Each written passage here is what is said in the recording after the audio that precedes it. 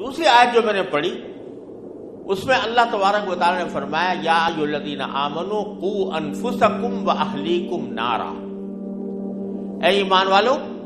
اپنے آپ کو بھی جہنم کی آگ سے بچاؤ اور اپنے گھر والوں کو بھی جہنم کی آگ سے بچاؤ۔ اس آیت میں اللہ تبارک و تعالی نے انسان کے ایک مسلمان کے لیے یہ بات واضح فرماتی کہ صرف خود ٹھیک ہو جانا کافی نہیں ہے کہ آدمی خود تو ٹھیک ہو گیا، اور اپنے گھر والے، اپنی اولاد اگر غلط راستے پر جا رہی ہے تو تمہاری ذمہ داری محض اپنے طور پر ٹھیک ہو جانے سے پوری نہیں ہوتی۔ بہت سے لوگ ایسے ہوتے ہیں کہ وہ خود تو دینی فرائض کے بھی پابند ہیں، نمازیں بھی جماعت سے پڑھتے ہیں، صف اول میں حاضر رہتے ہیں، لیکن اولاد کی طرف دھیان نہیں کہ اولاد کدھر جا رہی ہے، اس کو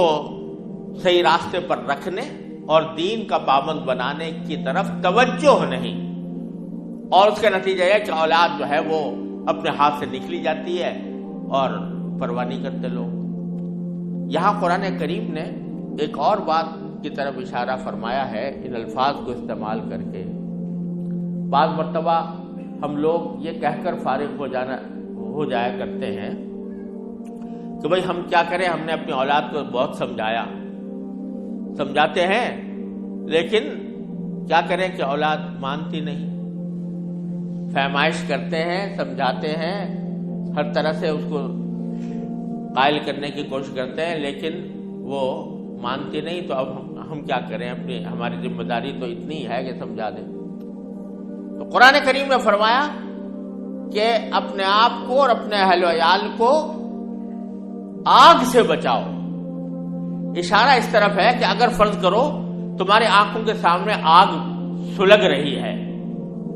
اور تمہارا کوئی بچہ اس آگ کی طرف بڑھ رہا ہے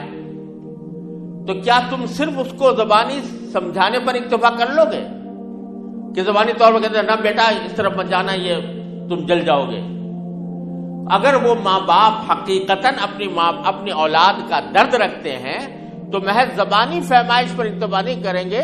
بلکہ ان کو چین نہیں آئے گا جب تک کہ اس کو گود سے میں لے کر اس کو آگ سے دور نہ کر دیں۔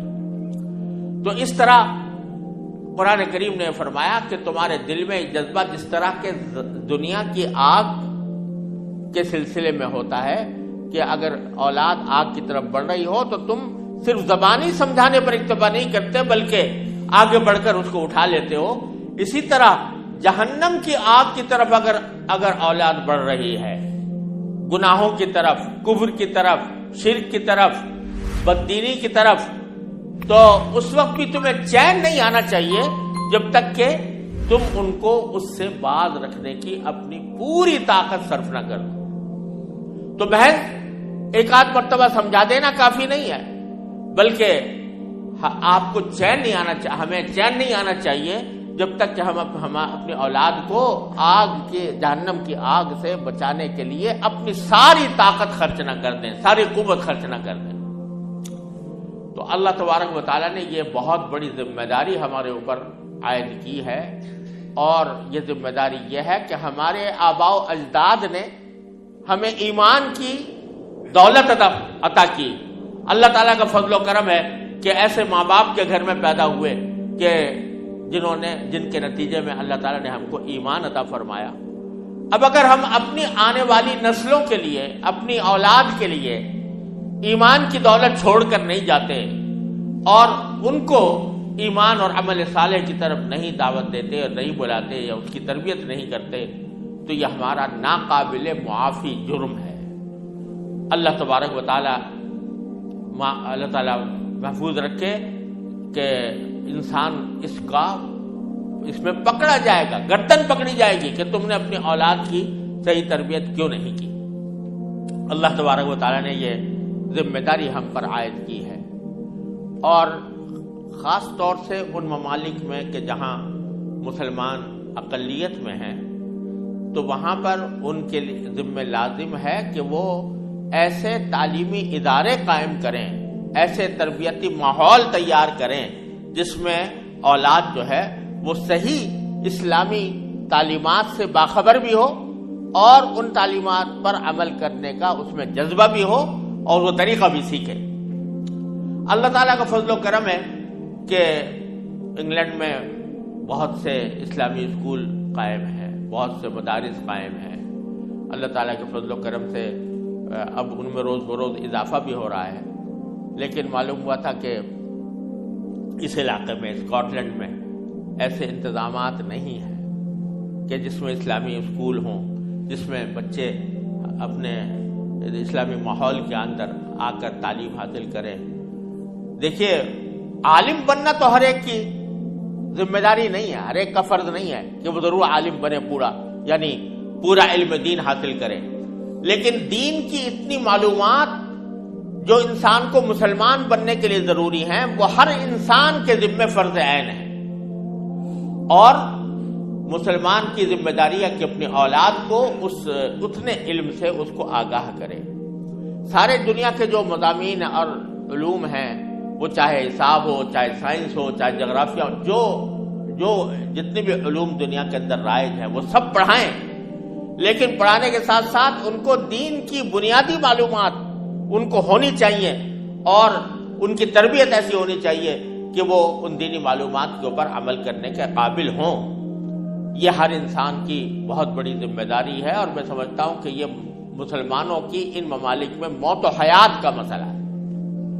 فرض عین ہے مسلمانوں کے ذمہ کہ ایسے ادارے قائم کرنے کی اپنی پوری کوشش کریں۔ یہ جو بعض مرتبہ یہ سمجھتے ہیں کہ ہم نے شام کے اوقات میں بچے کو کہیں بھیج دیا اور اس نے کچھ تھوڑی سی مکتب کی تعلیم حاصل کر لی، یہ ہرگز کافی نہیں ہے۔ یقیناً یہ نہ ہونے سے بہتر ہے، لیکن یہ کافی نہیں ہے، اس لیے کہ ایک بچہ جو 8 گھنٹے جو کچھ پڑھ کر آیا ہے، جس ماحول میں پڑھ کر آیا ہے، آپ شام کے وقت میں اس کی چھٹی پر قبضہ کر کے، چھٹی کے اوقات پر قبضہ کر کے آپ اس کو کچھ اور پڑھانا چاہیں تو وہ اس کے لیے، اس کے ذہن کے لیے، اس کی نفسیات کے لیے کافی نہیں ہو سکتا۔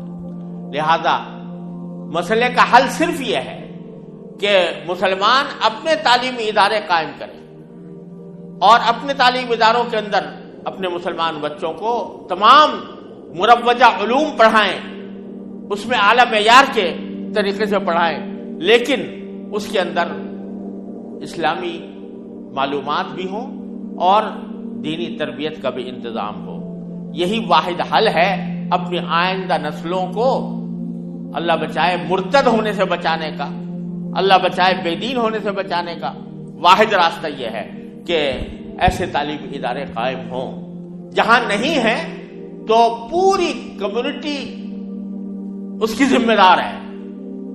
اور اس سے سوال ہوگا آخرت میں کہ تم نے اپنے بچوں کو تعلیم و تربیت دینے کے لیے کیوں ایسے ادارے قائم نہیں کیے۔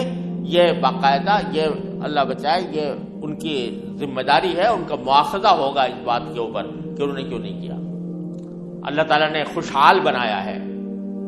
اللہ تبارک و تعالیٰ نے دنیاوی ساز و سامان عطا فرمایا ہے، دولت کی کمی نہیں ہے مسلمانوں کے پاس، تو کیا وجہ ہے کہ مسلمان اپنے ذاتی اپنے تعلیمی ادارے قائم نہ کریں۔ لہذا یہ ماشاءاللہ جو اقدام ہو رہا ہے کہ یہاں پر اس اکیڈمی کے تحت انشاءاللہ اللہ تبارک و تعالیٰ کی رحمت سے ایک اسلامی اسکول بھی قائم کرنے کا ارادہ ہے، اور بچوں کی تعلیم و تربیت کا، خواتین کی تعلیم و تربیت کا انتظام ہے، ہوگا۔ اللہ تبارک و تعالیٰ اس ارادے کو اپنے فضل و کرم سے پائے تکمیل تک پہنچائے اور اس کا فائدہ پوری کمیونٹی کو حاصل ہو۔